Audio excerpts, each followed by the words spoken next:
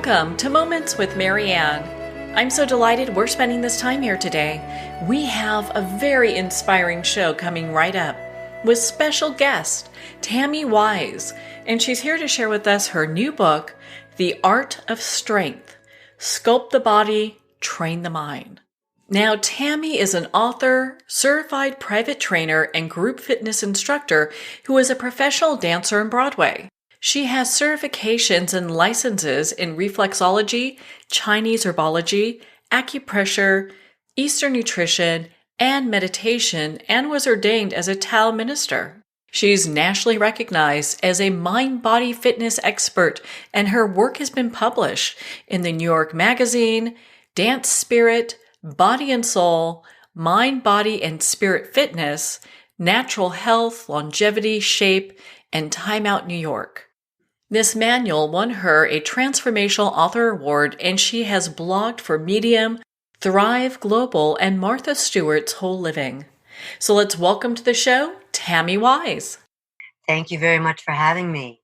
What an honor it is to have you here to talk about this book. My goodness, it is filled with so much information. Yes, it's quite the manual. Well, it's a great one at that. So I've got to ask you, what inspired you to write this book?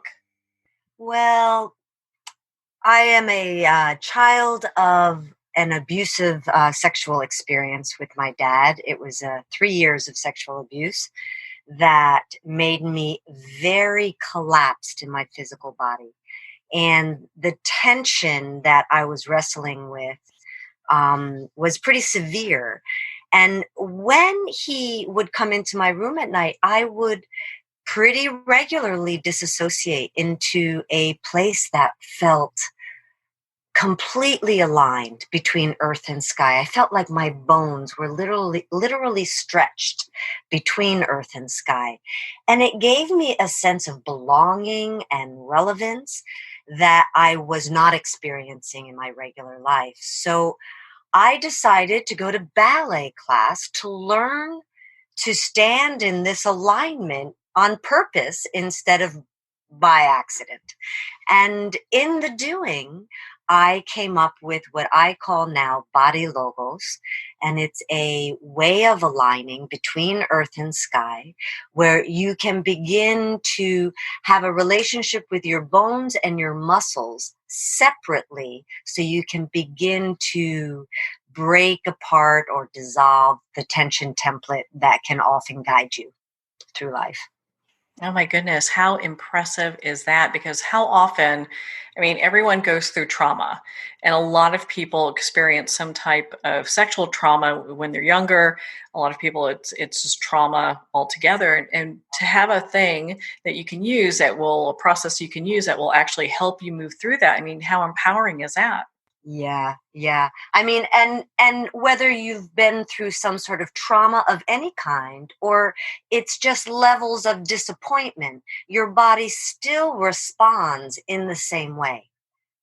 So this is not certainly just for sexual abuse. It's for any kind of tension template that is making you respond to life in a way that you would prefer not to. So it's a way to create positive change in your life. Well, we can all use some of that. We look at, you look at our lives and it's just like, we're overstressed, overworked, Yeah. if we're not even talking about trauma, and, to be able to get to a point where you can relieve some of that. That's so important. Yes. Yes. So you talk about that there is, you know, when we look at strength and tension, people are often confused by the two of them. Yes. It's interesting. They're both on the same line in the way that I think about it. Tension is energy based, but it's static. Strength is energy based, but it's fluid. So you can transform tension into strength by giving it a little nudge in the right direction so it can become part of your workforce again.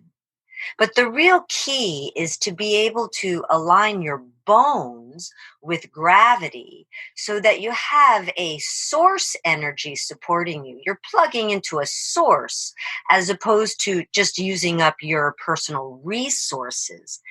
And if you can align the bones properly between earth and sky, and then begin to notice where the muscles start to pull you out of that alignment, and pay attention to what those muscles are trying to tell you. They're really your whole tension template is filled with information from your past, whatever is unresolved from your past. So your tension's cry has a wisdom that we need to be listening to, not just trying to squash it down and make it go away, but to actually listen to it with empathy and consideration and interest. So, when we're feeling different areas of our body that are in distress, it could be tension, stress, whatever the case is, how can people identify what it is that they're feeling? So, pretty much the way you would describe a certain part of your body is very helpful in telling you the nature of the problem. In my book, The Art of Strength, I believe it's page 12. There is a psyche muscular blueprint, which is mapping out what muscle groups carry which emotions due to how those muscle groups help you survive and thrive in the world. And so once you have that piece of information, so say your tension is in your shoulders, that's a very typical place people hold tension. Your shoulders are the widest part of your skeletal frame, and they're the integrity of your posture. So when your shoulders are tense, you may be questioning your value, questioning your integrity in the eyes of someone else, or questioning someone else's integrity. So they're the judge. We're often very hard on ourselves and very hard on others in this subject matter. So if the pain feels like it's sharp and acute, chances are there's some sort of judgment going on that's sharp and acute that is a little out of alignment. If it's a dull, achy feeling, this is some sort of devaluing that's been long term. You've been carrying it around with you for a while. This isn't something new and fresh. This is long standing. So the different qualities and the location are the two levers that you're looking at to try to analyze what your tension is saying from a physical point of view. Well, that's so important, knowing that and being able to kind of dive into just the questioning of what our body is going through during that specific time. Yeah, yeah. There's also a way of dialoguing with your pain, which is just staying very open and curious about what the sensation is, and asking the sensation what it's trying to tell you. What does it need? And see what kind of response you get back. It can be a very interesting conversation. I don't know. Maybe our bodies are a little sassy. I guess we'll have to figure that out, It right? does have its own intelligence, very separate from the mind. Mhm. Hmm. Well, and speaking of the mind, you really dive into that in the first chapter, and you talk about how just life practice starts from the inside out. Why did you start there? Well, I suppose I start there because that's where it started for me. Um, Probably more practices start from the outside and come in, and you first get the choreography, and then you start delving in deeper into the choreography. But in my experience of coming to this information, I started on the inside. I found this alignment that was truly coming from the inside out. And so I had a feeling inside that I was trying to find the physical alignment that would help me create that deliberately in life. I knew it was attached to my physical body, but it started as a feeling sense. So it's a very sensual practice. You're always in feel as opposed to in think. So it's learning to be in feel and with the body versus in think and thinking that the mind is always what tells the body what to do. In this practice, you're really gaining a reverence for the body's intelligence, not only the mind's IQ. Well, it brings to, just thought a lot of people get to this kind of self-talk where they, are in disagreement or don't like their bodies. So really getting to that place where you could be quiet and hear what the body's saying, I think would really provide a lot of information. Yeah.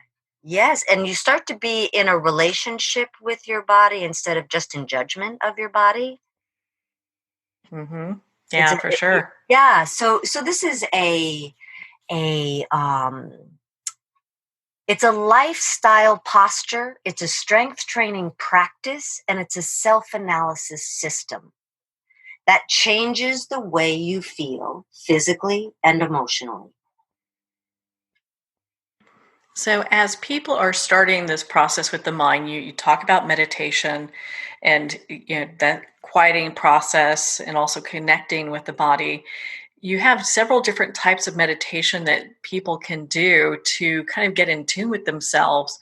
And why is that? Is that so that, maybe some people resonate with one type of meditation versus another? Well, the whole premise of Body Logos, which is, as I said, the name of my practice, and it means the body's divine wisdom.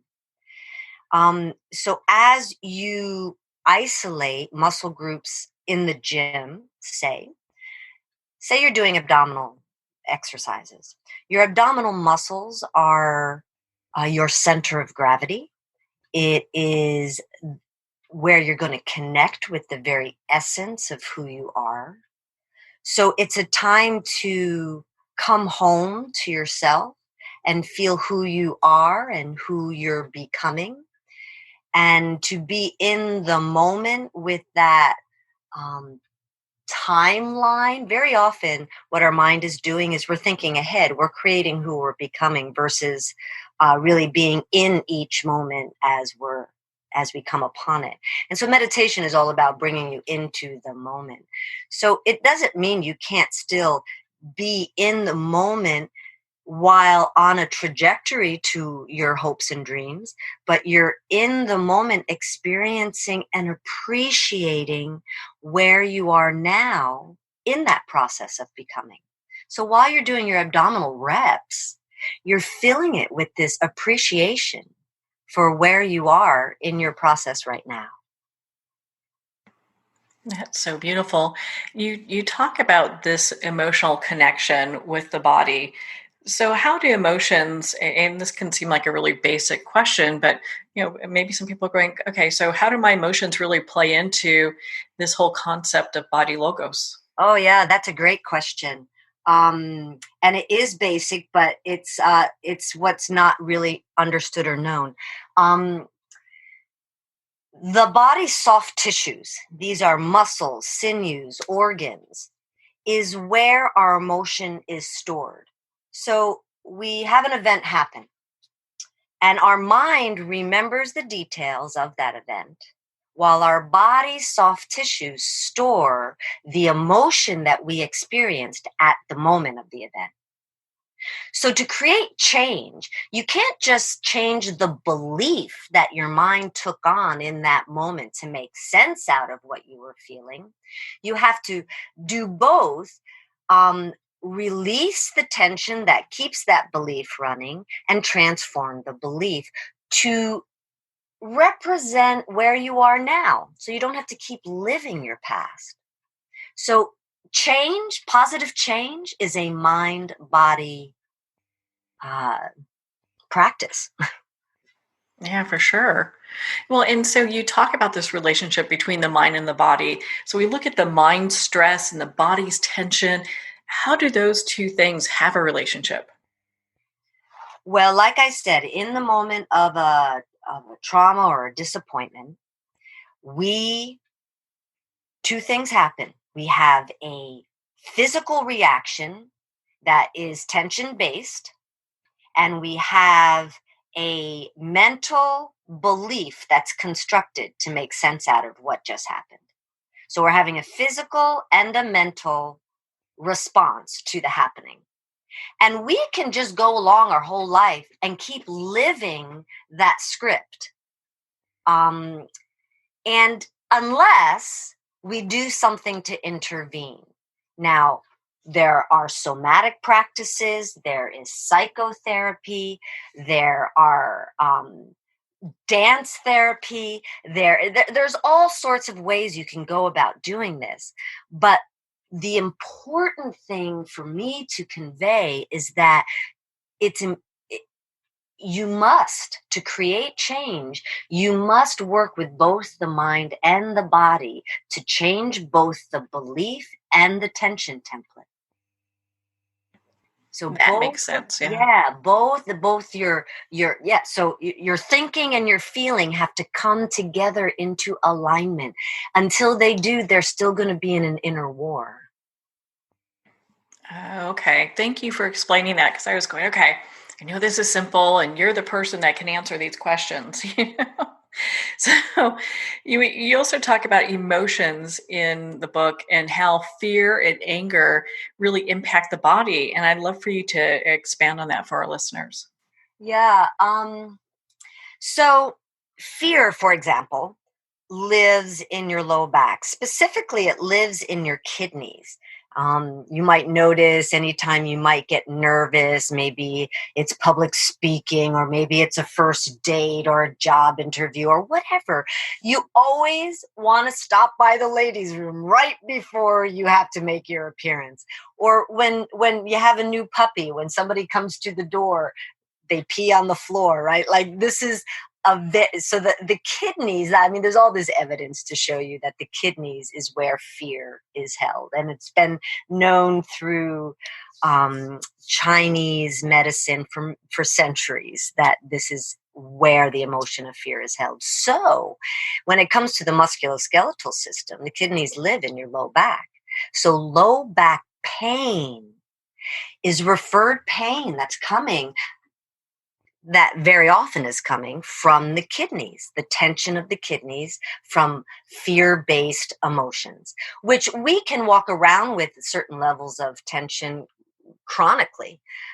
So it will affect the low back and possibly other areas as well. So, so it's really unresolved emotion, no matter where it lives in the body, if it's based in anger or fear or uncertainty or sadness or there. I mean, it doesn't really matter what the emotion is. If it's held in the soft tissues as tension, there's a misalignment between who you're being and who you want to be.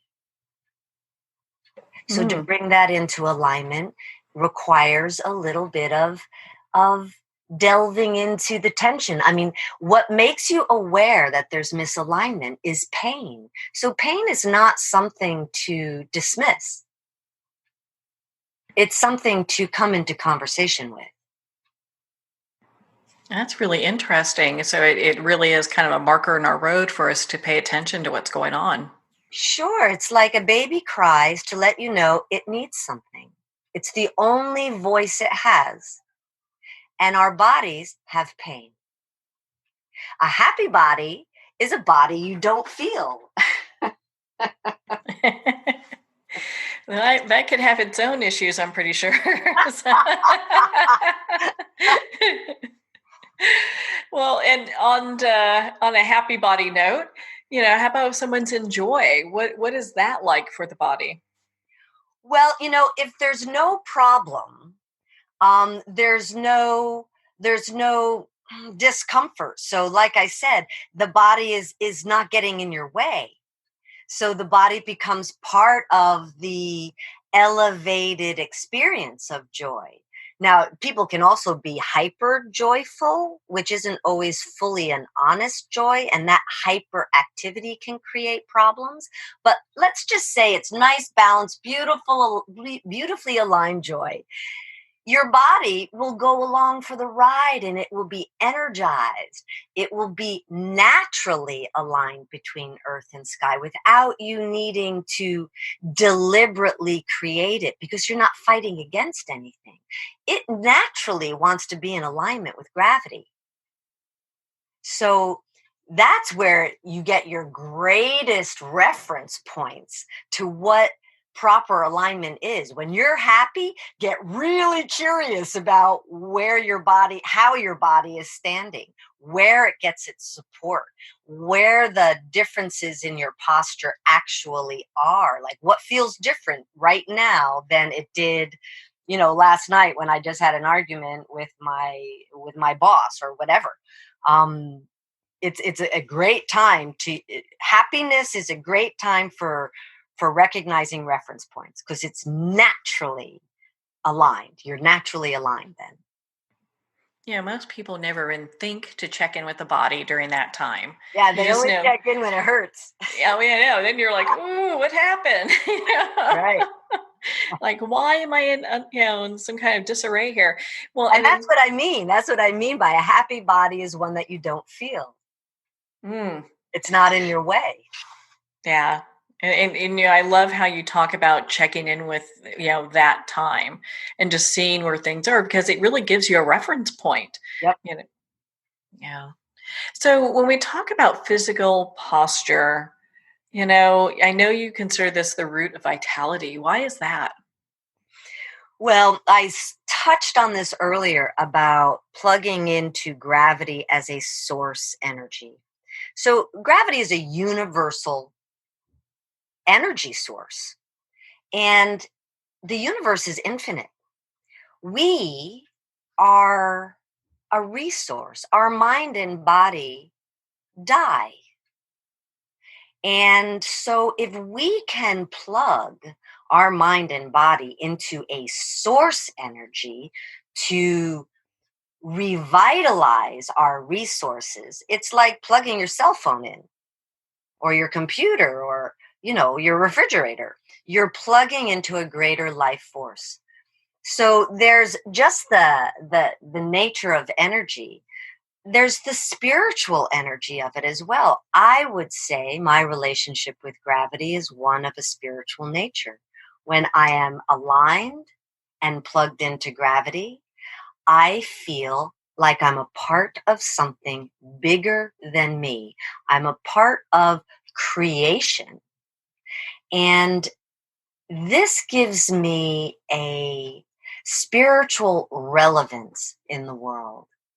When I'm aligned, I don't question whether I'm good enough. I feel relevant. I never need to question it.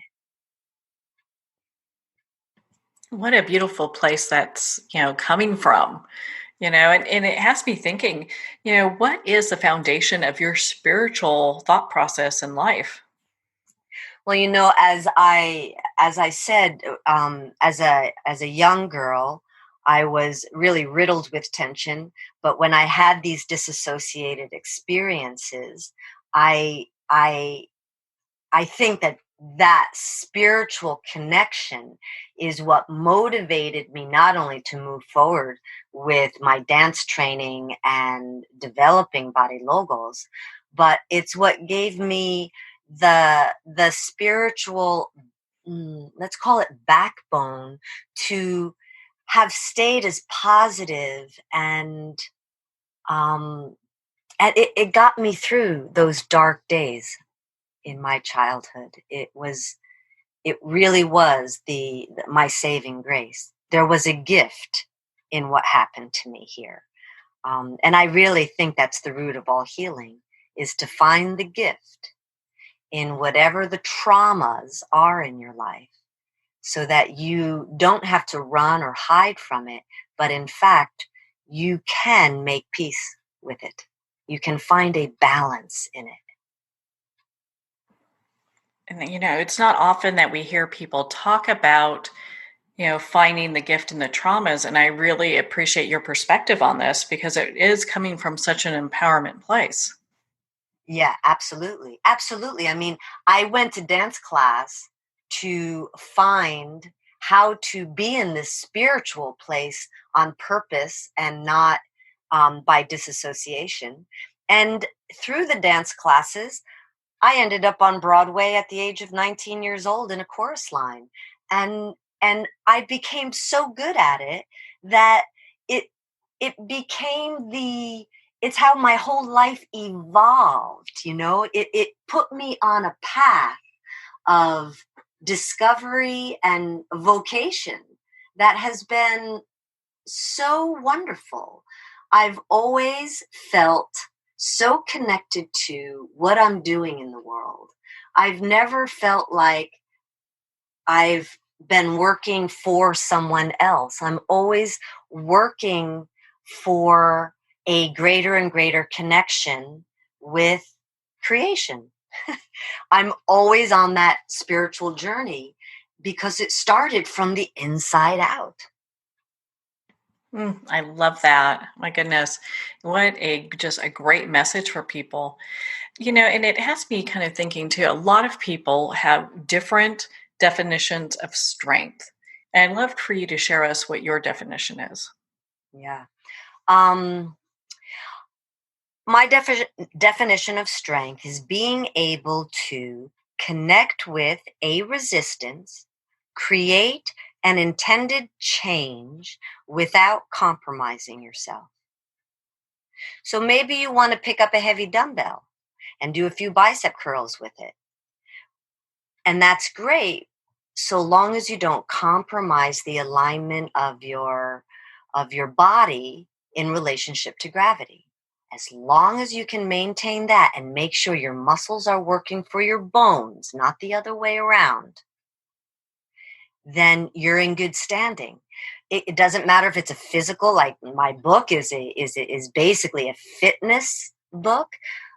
Let's call it a fitness spiritual book. But you could use the same idea when up against an emotional challenge. So, your posture always responds in a deflated way when you get emotionally triggered. So rather than aligning with the muscular tension that brought you down, align with your bones and get yourself back up and address the emotional concern from there. So you're not in it. You're able to be outside of the emotional reaction, watching yourself. I like that. That really comes from like an observer position, Yeah. and as far as just being in the mud with everything. Yeah, you can't create change when you're in it. You have to Mhm. be able to step out of it. Yeah, for sure.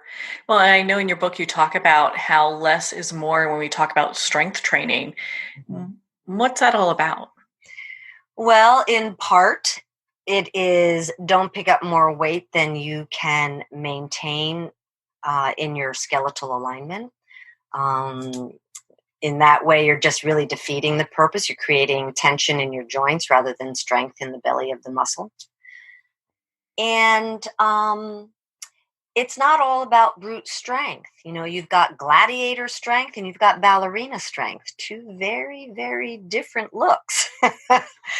And so one really finds their strength by way of alignment, which is the ballerina strength or the martial arts strength. And the gladiator strength is so brute strong. He uses his weight and his muscular ability to get past a challenge, to get to the other side of a challenge. But I'm not always so sure that that gladiator strength is not creating um, a disruption on the inside of the body. So, like how they say with a punch, you can only punch someone as hard as you can withstand the impact. So, the impact on the bones, when your muscles are stronger than your bones alignment, it has to create some sort of internal, further internal misalignment.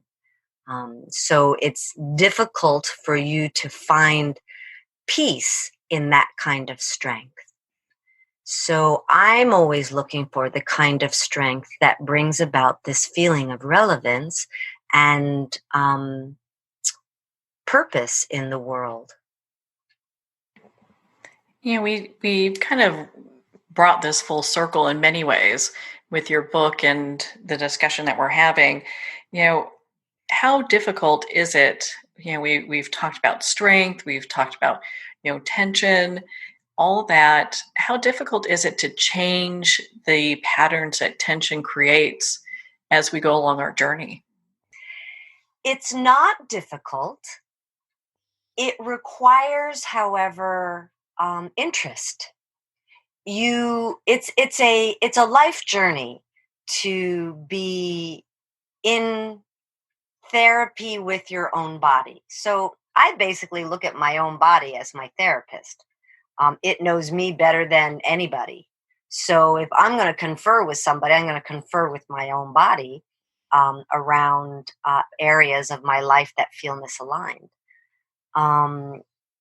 So it's not hard work to check in with your body, but there is a due diligence. You have to make sure that you do it. It's like everybody knows posture is good for them, but do they actually practice proper posture? So that's where the challenge lies, is giving, and I really think this is based in recognizing the value of your body's intelligence. It is not just your brain's ride.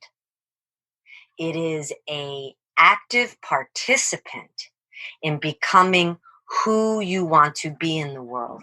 Anything that comes from a feeling sense, empathy, sympathy, compassion, team building, anything that's relationship oriented with clients or within an organization, all comes from being able to access your body. These are feeling senses. It's sensual, not thinky. It's not thinking, it's feeling. Anything that's feeling comes from the body, not the mind. The more access you have to your body, the more inner space you create in the body, the more access you have to that intelligence. So I know that you have this program called Correcting the Computer Crunch. What is that, and how can people learn more about that? Yes, I think I'm changing the name to Peak Performance Posture. I love it. Yeah, I like it too. It is, you can come to my website, bodylogos.com, and there's a page of work with Body Logos, and you will find the description of the program there. But the whole idea is to come into a corporate environment anywhere people are sitting at computers all day and work with their alignment as an energy movement.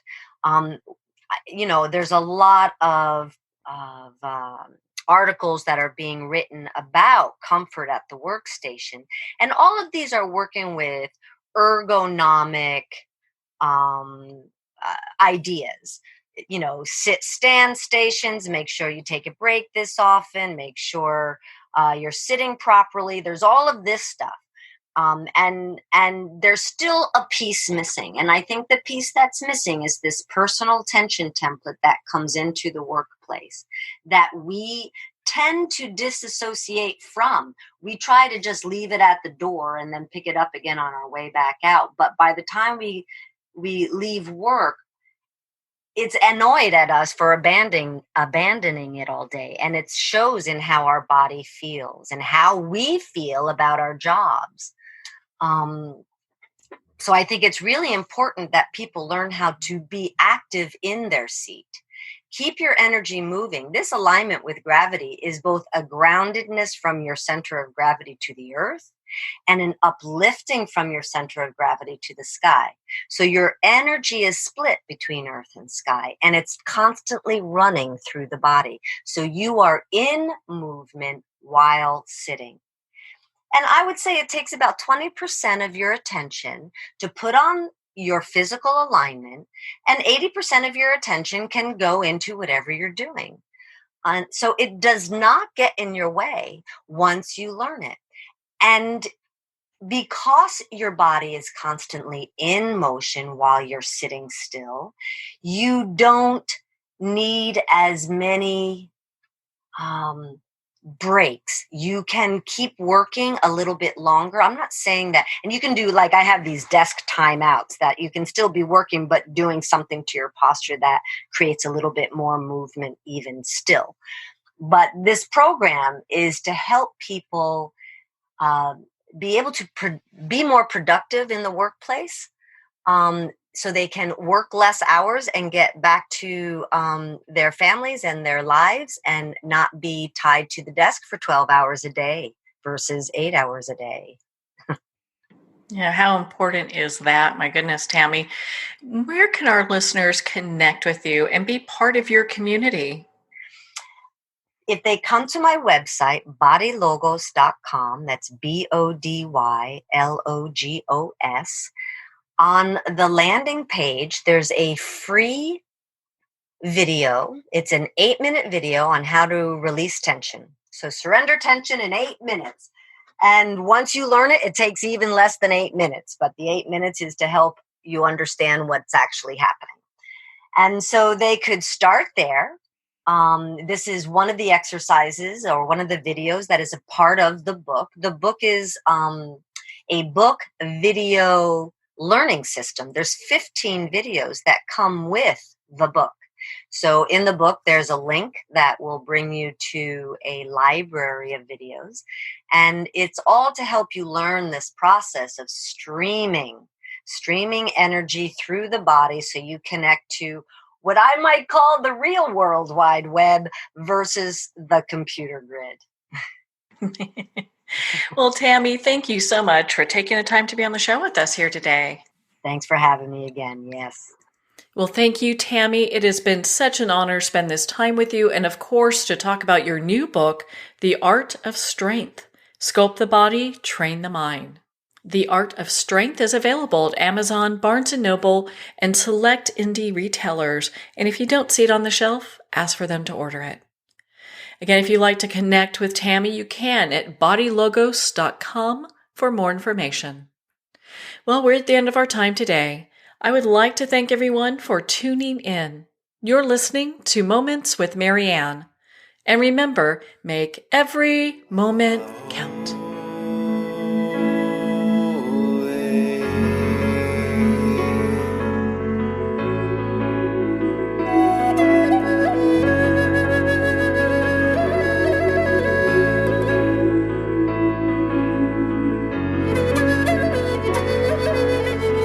In a single moment, your life can change. Moments with Marianne is a transformative hour that covers an endless array of topics with the best of the best. Her guests are leaders in their fields, ranging from inspirational authors, top industry leaders, business and spiritual entrepreneurs. Each guest is gifted and a true visionary, a recognized leader in her own work, and while teaching others to develop, refocus, and grow, Marianne will bring the best guest and sometimes a special surprise.